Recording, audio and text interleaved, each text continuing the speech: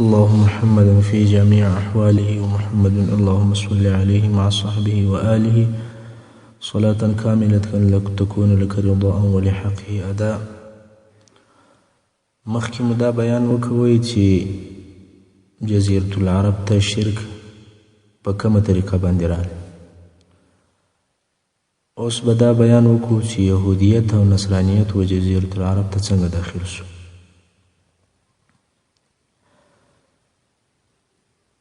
نو د دې بیان په شروع کې به دا ووایو چې یهودیت او نصرانیت و جزیرة العرب ته څنګه داخل شو او د کومې خوا داخل شو، او بیا د فارس او د مجوسیانو او د فارسیانو حکومت څنګه پر یمن باندې راغی. تاسو ته دا معلومه ده چې د نبی علیه الصلاة والسلام مبارک د رسالت په وخت کې چې دی په رسالت باندې مبعوث شو، په هغه وخت کې د فارسیانو باچهي پر یمن باندې وه او د نجران خلک نصارا وو. د یمن ځینې حصې یهود ول او ځینې حصې نصارا وو. نو دغه مختلف دینونه و جزیرة العرب ته څنګه داخل شو؟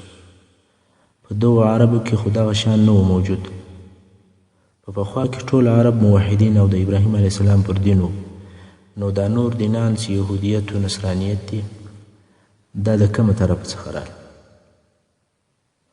هغه داسې رالل چې د شام څخه ځینې یهود د یو ظالم باچا د ظلم په سبب یثرب ته چې په وروسته کې بیا نوم مدینه شریفه ده او خیبر ته د هجرت په خاطر باندې راغلل.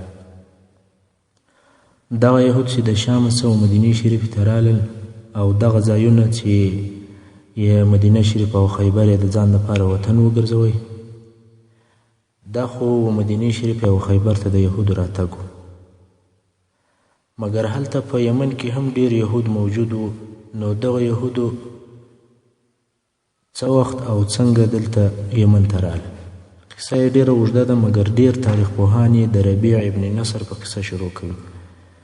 هغه داسې چې ربیع ابن نصر د یمن باچا و.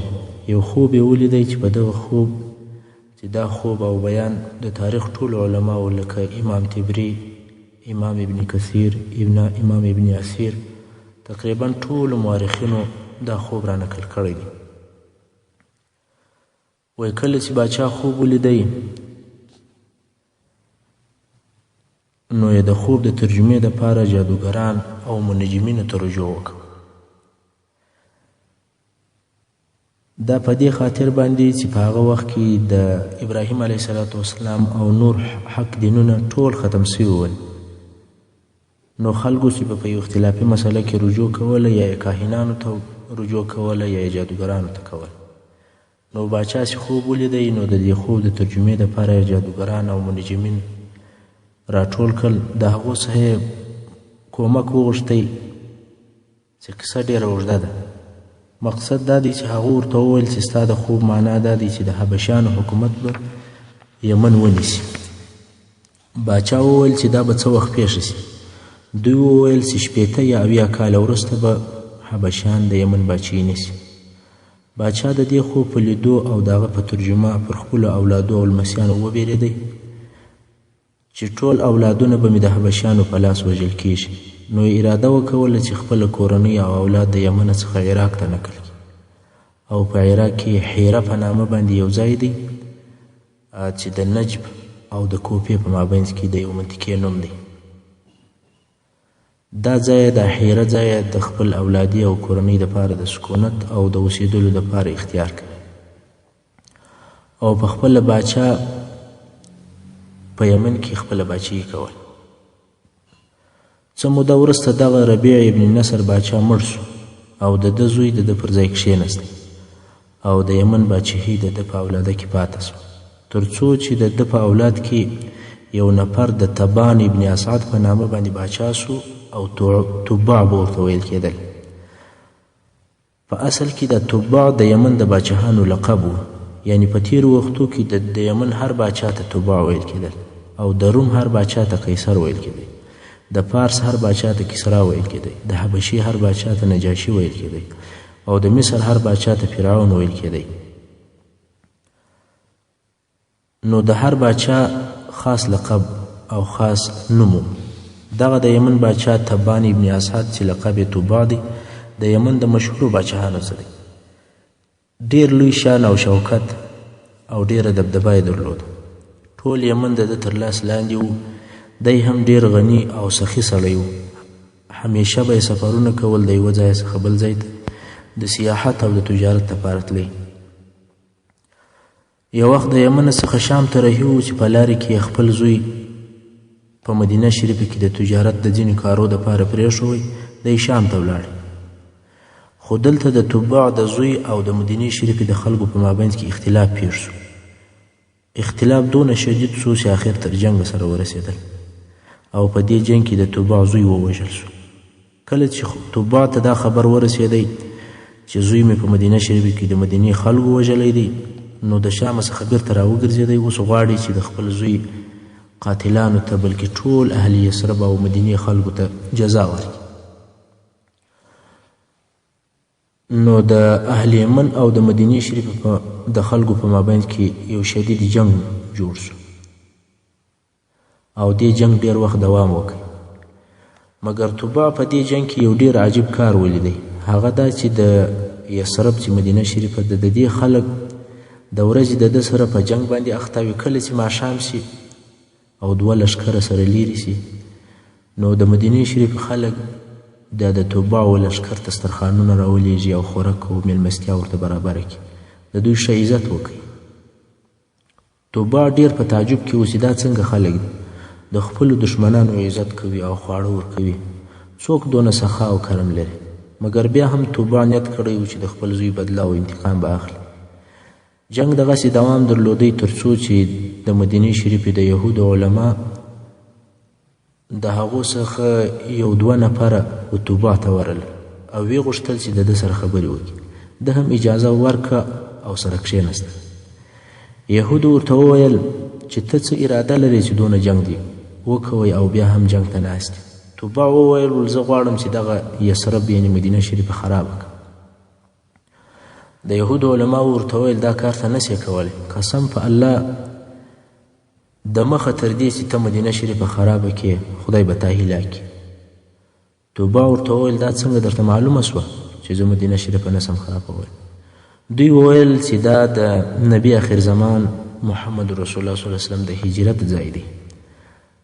دغه ځای ته به نبی آخر زمان راځي او دا د هغه ښار دی او دا نه خرابېږي او نه یې څوک خرابولی شي. تباع پوښتنه ځینې وکوله چې تاسې په دې حال چا خبر کړل چې نبی آخر زمان لا نه دی پیدا سوی، هغه به بیا پیدا کېږي، د مدینې شریفې ته به راځي. د یهودو علماو ورته وویل چې دا زموږ په تورات کې راغلي دي. دا دې تاسې ته معلومه وي چې د رسول الله صلی الله علیه وسلم یوه علامه نه بلکې ډېرې علامې د یهودو سره په تورات کې لیکلي او موجودې وي او د رسول الله صلی الله علیه وسلم د وخت ټول یهود پوهېدل چې دا هغه وعده سوی نبی دی، مګر د عناد او عداوت او حسد او غرور او د سرکشۍ په خاطر او د ځان د نفساني ګټو په خاطر باندې ایمان نه پر راوړي. کله چې دغه د یهودو علماو تباع ته دا حال ووایي او تباع تر اوسه پورې تورات نه پیژني، نو یې د تورات په باره کې پوښتنې ځینې شروع کړي. یهودو هم د خپل دین او توحید او د تورات په باره کې پوره معلومات ورکړي او ټول شان یې په تفصیل سره ورته بیان کړي. دغه دینی او کتابي خبرې د تباع پر طبیعت ښې او برابرې ولګېدې. ځکه یهودیت الهي او آسماني دین و، تباع هم د یهودیت دین اختیار کړی او یهودي سو. د مدینې شریفې خرابول یې پرېښول او مخ پر یمن باندې روان شو. تباع رئیس و، خو د ده په لار کې مکې مکرمې ته نږدې یوه قبیله وه چې د حذیل قبیله نومېده. دغه قبیلې د قریشو په منځ کې پخوانۍ دښمني پرته وه. د قریشو سره یې ډېره لو دښمني درلوده. څو واره یې جنګونه سره کړي ول او دغه رقم د دې قبیلې د یمن د خلکو څخه هم ډېر بد راتلل. د یمن خلک یې هم نه و خوښ او د قریش هم نه و خوښ. نو د حذیل قبیلې دا فکر وکوی چې یو حیله او چم جوړ کړي چې دغه دوه قبیلې چې یو د یمن باچا او لښکر دی او یو قریش دی دا سره اخته کړي، چې دوی په خپل مابین کې سره اخته سي، حذیل به د دواړو قبیلو څخه خلاصي. نو د حذیل قبیلې د دې چم په نتیجه کې دا مشوره وکوله چې تباع ته ورغلل او ورته ویې ویل چې ته غواړې چې د جواهرو او د سرو او د سپینو زرو خزانې پیدا کړي. توبه ورته وویل هو، څوک داسې سړی دی چې د ملغلرو او د سرو او د سپینو زرو خزانې نه خوښوي؟ دوی ورته وویل چې په دغه کلي کې چې مکه شریفه د یو خونه ده چې خلک یې ډېر احترام او عزت کوي، او په دغه خونه کې ډېر جواهرات او سره او سپین زر پکښې دي او دا زندګه. حقیقتا هم په کعبه شریفه کې هر څه پراته وو. خلکو د کعبه شریف د احترام په سبب خزانې پکې پټولې. د توبه هم تمه پیدا سوه او لښکر یې د جنګ دپاره تیار کړ. اوس غواړي چې پر مکه شریفه حمله وکړي، کعبه شریفه ونړوي او خزانې واخلي. هغه 2 نفره یهود د مدینې شریفې د علماو سره چې د توبه سره په مدینه شریفه کې خبرې کړې وې، هغه هم په دې سفر کې د توبه ملګري وو. ځکه توبه ورته ویلي وو چې تاسې به زما سره یمن ته ځئ او زما قوم ته به هلته تبلیغ او نصیحت کوئ، یهودیت ته به یې رابولئ. نو دغه علما چې کله د جنګ او د جنګ دپاره د لښکر په برابرولو باندې پوه سول، نو توبه ته ورغله. ول ته څه کوې او د څه کار اراده دي؟ توبه وویل ول زه غواړم چې پر دې کلي باندې حمله وکوم، هغه شیان چې په دې خونه کې پراته دي هغه واخلم. دوی ورته وویل ول قسم په الله چې حذی قبیلې بل غرض او مقصد نه لري، خالص تا مرګ او هلاک غواړي. توبه ورته وویل ول دا څنګه؟ علما ورته وویل دا د الله کور دی او د ټولې مځکې پر مخ باندې د الله بل د احترام کور نسته بې له دغه کور. دا د حذیل قبیلې یو چم درته جوړ کړی دی او اوس غواړي چې تا په یو قسم باندې ووژني. توبه ورته وویل چې نو څنګه وکړم؟ علما ورته وویل ول د دې خونې د کعبې شریف عزت وکړه او طواف ور وکړه. توبه هم داسې وکول. خو توبه د دوی څه پوښتنه وکوله چې ای یهودو تاسې ولې د کعبې شریف عزت نه کوئ او ولې طواف نه پر کوئ؟ دوی ورته وویل چې موږ عزت کوو او طواف به مو هم پر کړی وای، خو دغه د مکې خلکو په کعبه شریفه کې بوتان ایښي دي او د بوتانو سره یې ډکه کړې. نو څنګه چې موږ موحدین او علما یو نو موږ ته دا نه ښایي چې پر بوتانو طواف وکړو. توبه هم د دوی خبره ومنل او مکې مکرمې ته ورغلی، د کعبې شریفې عزت او احترام یې وکړئ، طواف یې پر وکړئ. بیا نو هلته بیده سو چې بیده سو په خوب کې ولیدل چې په کعبه شریفه پوښ اغوندي. نو تر دغه وخته کعبه شریفه لڅ وه، چا پوښ نه و په اغوستی. توبه چې راویښ سو امر یې وکړي چې د کعبې شریفې دپاره د یو ښه پشمي ټوکره څخه یو پوښ جوړ کړي او کعبه شریفه باندې یې واغوندئ. خو توبه بیا بل خوب ولیدی چې کعبې شریفې د تر هغه اول پوښ بل ښه او بهتر پوښ اغوندي. نو یې امر وکوئ چې د ملائل د ټوکره څخه پوښ جوړ کړئ چې دغه د ملائل ټوکر په هغه وخت کې تر ټولو ټوکرانو ښه ټوکر او نازک ټوکر و. دا نو د کعبې شریفې هغه اول پوښ و او توبه اول سړی دی چې په کعبه شریفه یې پوښ اغوستی چې د دغه توبه نوم تبان ابن اسعد دی او د یمن باچا و. بیا نو عربو هر کال کعبې شریفې ته پوښ ورکوئ او نوی پوښ به یې پر هغه زاړه پوښ سربیره وراوستی. او دغه طریقه چې پوښ پر بل پوښ سربیره د عبدالمطلب تر زمانې پورې پاته. بیا چې کله عرب پر دې وبېرېدل چې د دې ډېرو پوښو د درندوالي په خاطر په کعبه شریفه ونړېږي، نو یې هغه زاړه پوښونه ټول ځینې ایسته کړل او هر کال یې زوړ پوښ ځینې ایسته کوئ او نوی پوښ به یې وراوستی. دا د کعبې شریفې د پوښ په باره کې معلومات و چې څنګه اول یې شروع سو او د اول وار دپاره چا شروع کړ. کله چې تبان ابن اسعد چې د یمن باچا دی بیرته یمن ته ورسېدی، خپل قوم یې یهودیت ته دعوت کړي. هغو د یهودیت څخه انکار وکړي چې خپل دین څنګه پرېږدي. هغه وخت د یمن د خلکو او د توبع قوم مستقل دین نه درلودی او د نور عبادتو ترڅنګ یې د اور عبادت هم کوي او اور یو مقدس او پاک او عزتمن شی بلی او د اور ډېر عزت او احترام کوي. حتی دا اور د خپل ځان دپاره قاضي هم جوړ کړی و. هغه داسې چې د دوی په مابیند کې چې به د 2 نفرو په مابیند کې جنجال پیښ سو،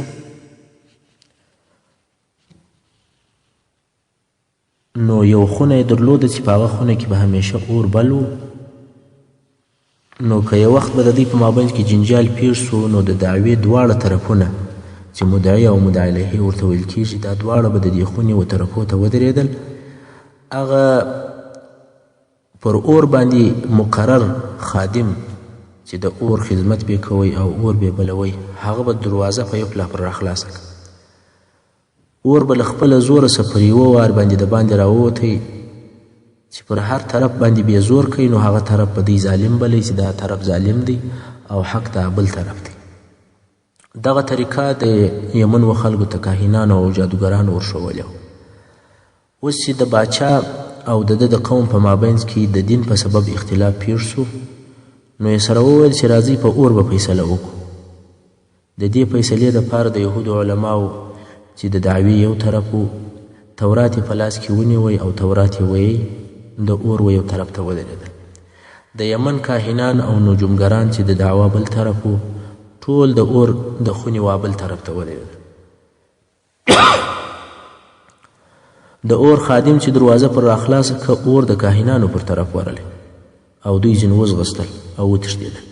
قوم یې ورته وویل ولې تښتئ دا حکم او قانون باید تاسې درېدلی وای دا خو زموږ حکم و قانون دا دی څوک ځینې تښتي نه. نو کاهنان مجبوره سول بیرته راله. د اور خادم بیا دروازه پر راخلاص که دویم وارې بیا لمبه د کاهنانو پر طرف ورله خو دا وار کاهنانو ځانونه ټینګ کړل او ورته ودرېدل مګر اور د چا مرات نه کوي کاهنان یې پاک وسوځل.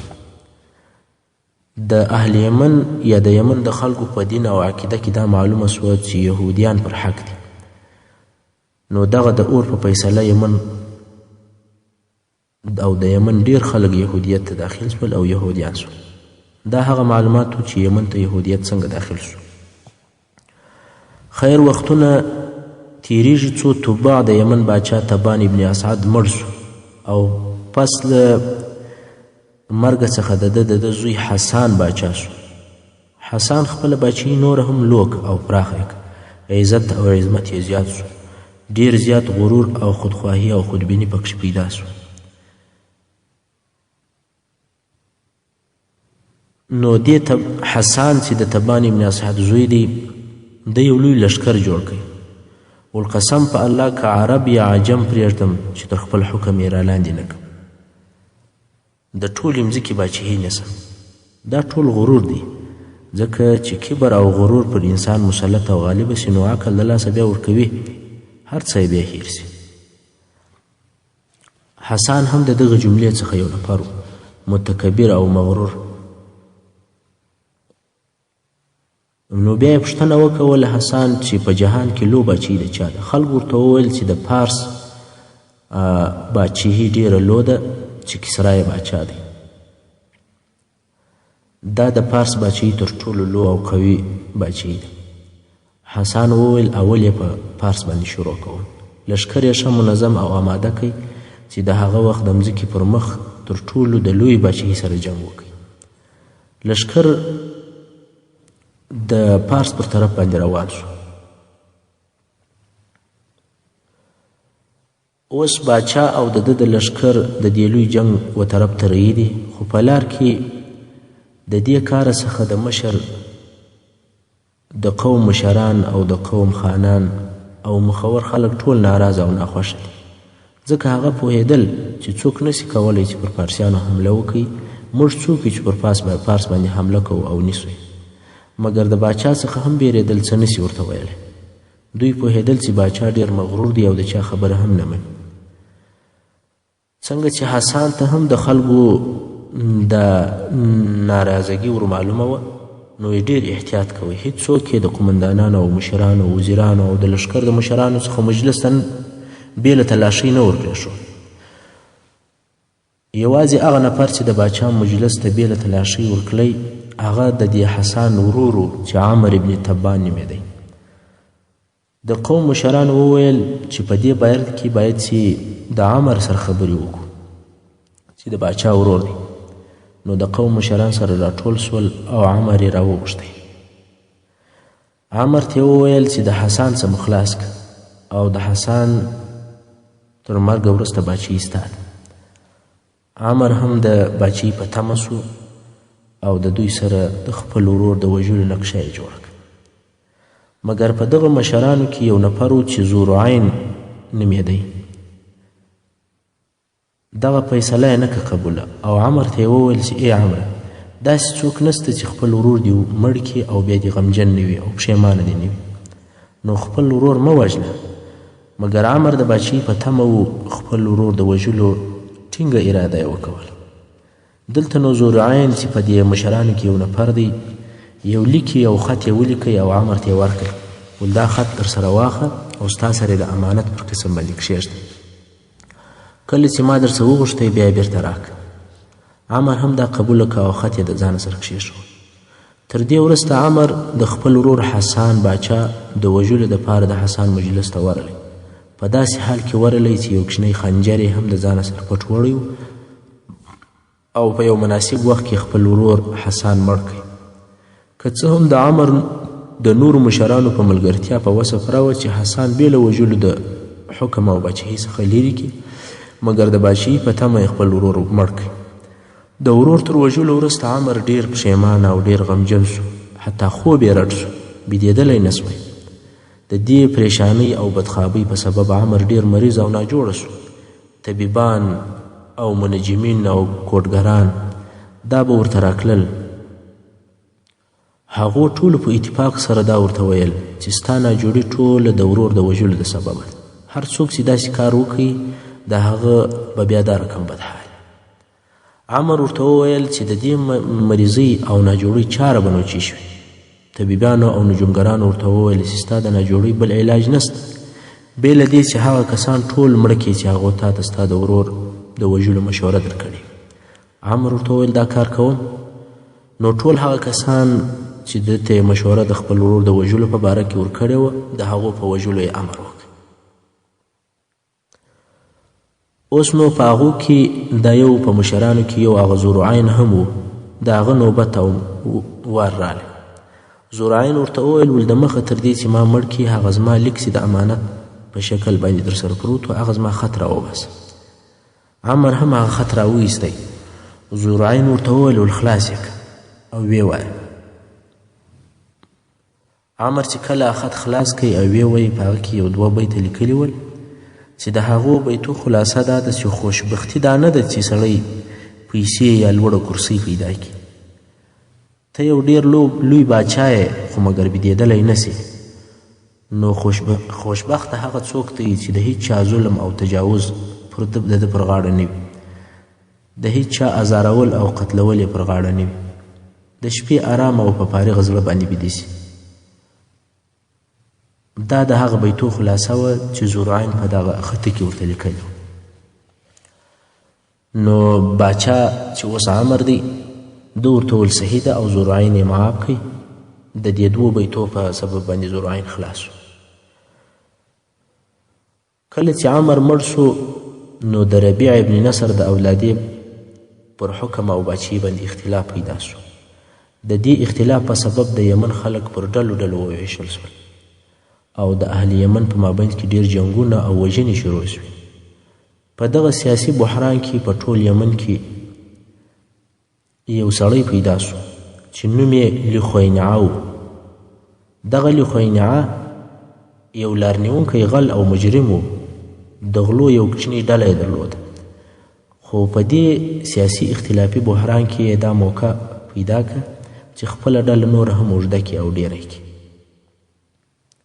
نو ځان ته یې نور ملګري هم پیدا کړل چې یو کوچنی لښکر یې ځین جوړ کړ نو دا لښکر یې د یمن د پایتخت په طرف باندې ور روان کړي پر پایتخت یې حمله وکول د باچا قصر یې ونیوی او د یمن حاکم او باچا وګرځېدی پخوا غل و دا لیخوینعه اوس د خپلو غلو په مشري باندې او په کومک باندې باچاهي ونیول دغه لیخوینعه فاجر خبیث او ظالم ټول خلک ځینې ناراضه او خفه ول قصه یې ډېره اوږده ده خو په مختصر ډول سره د تباني ابن اسعد د زامنو څخه یو نفر چې زونواس نومېدی هغه دا موقع پیدا کړه چې په یو فارغه وخت کې دا لیخوینعه مړ کړي نو په یو خنجر سره یې دغه لیخوینعه مړ کړي نو د بل وارې دپاره بیا د تباني اسعد په زامنو کې بیا بادشاهي شروع شو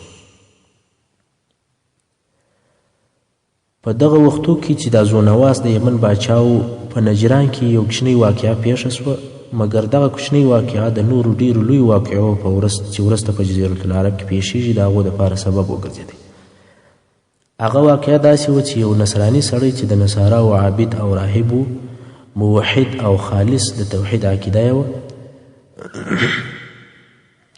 تاسې پوهیږئ چې تر نن ورځې پورې هم په نصاراو کې موحدین موجود دي چې یوازې د الله جل جلاله عبادت کوي. دغه نصراني موحد چې د دوی راهب او بزرګ عالم و چې نوم یې پیمیون و، د شام څخه افریقا ښار ته ولاړی د توحید د دعوت دپاره چې هلته به دعوت کوي. خو په لارې کې د غلو یو ډله پر پیښه سوه، دا پیمیون یې بندي کوي او بیا یې د نجران پر یو سړي باندې خرڅ کوي. د نجران سړي دا پیمیون د خپله ځانه سره جزیرة العرب او نجران ته بوتی.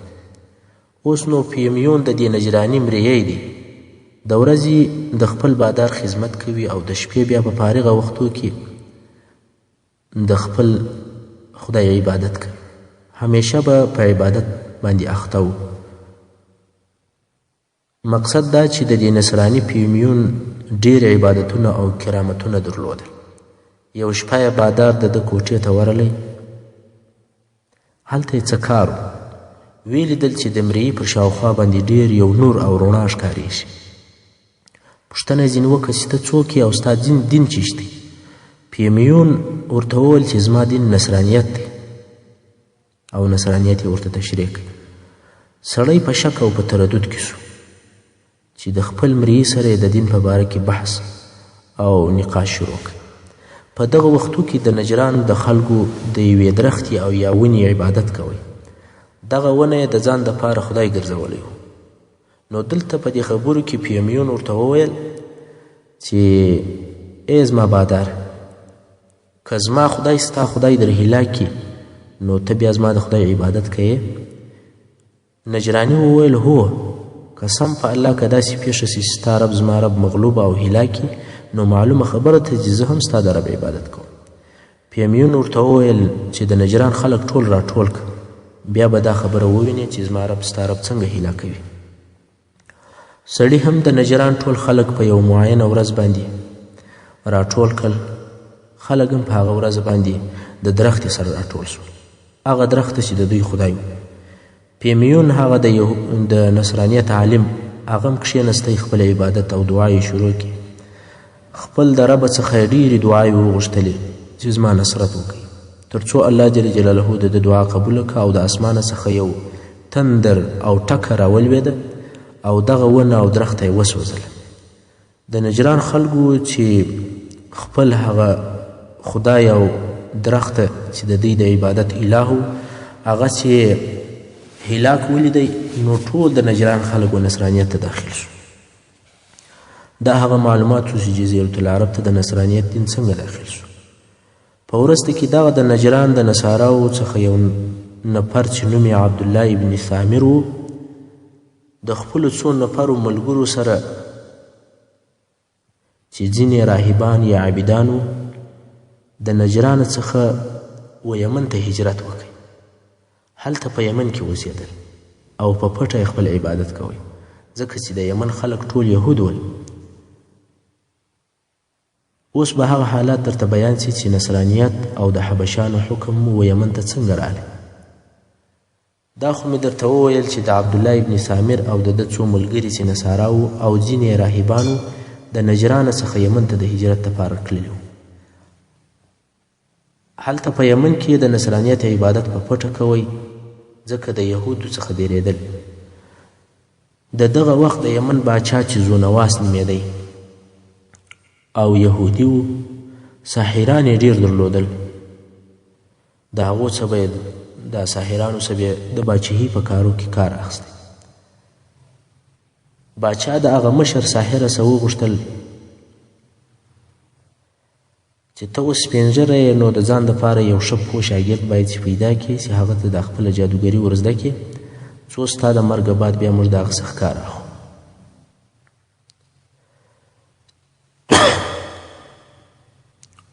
نو د هغه ساحر او د باچا په مابینځ کې دا مشوره سره وسوه باید چې یو پوه